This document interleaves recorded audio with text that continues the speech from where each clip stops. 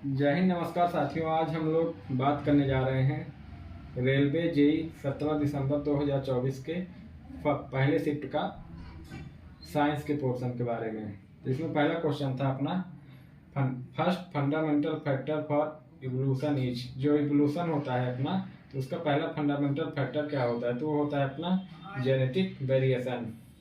दूसरा क्वेश्चन था pollen grains are transfer to which part of pistil. Pollen grain pistil में transfer होते हैं स्टिग्मा में। स्टिग्मा और पिस्टाइल ये दोनों फीमेल रिप्रोडक्टिव पार्ट हैं फ्लावर के। तीसरा क्वेश्चन था in which process multi cellular organism break into smaller pieces upon maturisation. तो इसका आंसर हो जाएगा फ्रेगमेंटेशन। इसमें यह पूछा गया था कि जो मल्टी सेलुलर ऑर्गेनिज्म होते हैं वो जब मैच्योर हो जाते हैं तो वो स्मॉल पीस में ब्रेक हो जाते हैं, तो उस प्रोसेस को क्या बोला जाता है? तो वो होता है अपना फ्रेगमेंटेशन। चौथा क्वेश्चन था what is role of ovary in process of fertilization in plant. Ovary का क्या रोल होता है जब प्लांट के फर्टिलाइजेशन में?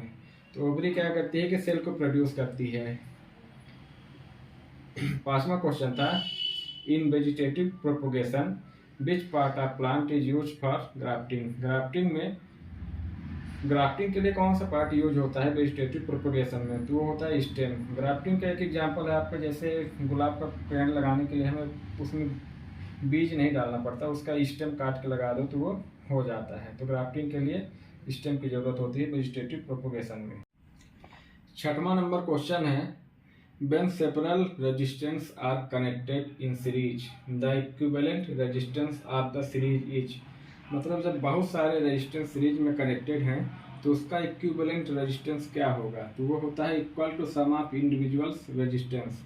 मतलब अगर सीरीज में है तो इंडिविजुअली आप उनको जोड़ दोगे तो वो बराबर आ जाएगा कि कितना होगा total resistance. Seventh number question है seed that are disappeared by animals. मतलब जो एनिमल्स के द्वारा सीड डिसअपेयर होते हैं, तो उसमें ऑप्शन दिया था कि क्या क्या कारण होता है कि वो क्यों डिसअपेयर होते हैं? तो उसका होता है हैविंग, वो सीड के पास या तो हुक्स होते हैं या फिर वो इडेबल फ्लेश होते हैं। मतलब जो सीड डिसअपेयर होते हैं तो उसमें या तो हुक वाला सिस्टम रहता है, कुछ चिपक जाते हैं उनके बॉडी से, या फिर उनके फ्लेश जो होता है खाने लायक होता है तो खाते जाते हैं एनिमल, कहीं भी गिरा देते हैं। 8th नंबर क्वेश्चन है equipment such as geyser and air conditioner compare to bulb and fans require. जो गीजर और एयर कंडीशनर होते हैं वो बल्ब के कंपेरिजन में ज़्यादा वोल्टेज रिक्वायर करते हैं। इसका आंसर ये होता है।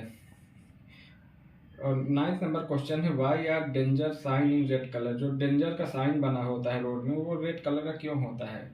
इसका आंसर ये है कि red colour has longer wavelength. Red colour के पास जो वेवलेंथ होती है वो ज़्यादा होती है, इस कारण उसकी स्कैटरिंग लीस्ट होती है। उसकी वेवलेंथ ज़्यादा रहेगी तो लीस्ट स्कैटर होगा, तो इसके कारण वो ज़्यादा दूर से हमें दिखाई देगा, इसीलिए उसको लाल कलर का बनाया जाता है डेंजर साइन को। 10वां नंबर क्वेश्चन है what is industrial use of washing soda. Washing soda का इंडस्ट्रियल यूज क्या है? तो उसका वाशिंग सोडा को हम लोग इंडस्ट्री में यूज करते हैं, ग्लास मैन्युफैक्चरिंग के लिए यूज होता है वाशिंग सोडा इंडस्ट्री में। 11th नंबर क्वेश्चन है how do hormonal contraceptives prevent pregnancy. मतलब हार्मोनल कंट्रासेप्टिव प्रेगनेंसी को कैसे प्रिवेंट करती है? तो इसका आंसर हो जाएगा by changing the normal balance to prevent the egg release. मतलब जब हार्मोनल इम्बैलेंस होता है तो एग जो रिलीज होता है वो चेंज हो जाता है ना, इसीलिए उससे प्रेगनेंसी कंट्रोल में आ जाती है। 12th नंबर क्वेश्चन है what is true about physical properties of a compound in a homologous series. Homologous series में फिजिकल प्रॉपर्टी के बारे में क्या सही है? तो ये इसका आंसर है कि they have a regular change in melting and boiling point. Homologous series के जो होते हैं एलिमेंट उनके रेगुलर जो होते हैं एलिमेंट उसमें रेगुलर चेंज हो पाया जाता है मेल्टिंग एंड बॉइलिंग पॉइंट में। होमोलॉगस सीरीज क्या होती है? होमोलॉगस सीरीज वो होती है ग्रुप ऑफ एलिमेंट होता है जिसमें कि केमिकल प्रॉपर्टीज मैच करती हैं। और 13th नंबर क्वेश्चन है the pattern of magnetic field lines of a solenoid is similar to that of bar magnet. मतलब कि जो सोलोनाइट होता है उसकी मैग्नेटिक फील्ड लाइंस जो होती हैं वो पैरेलल होती हैं, मतलब वो सिमिलर होती हैं बार मैग्नेट के मैग्नेटिक फील्ड लाइंस के।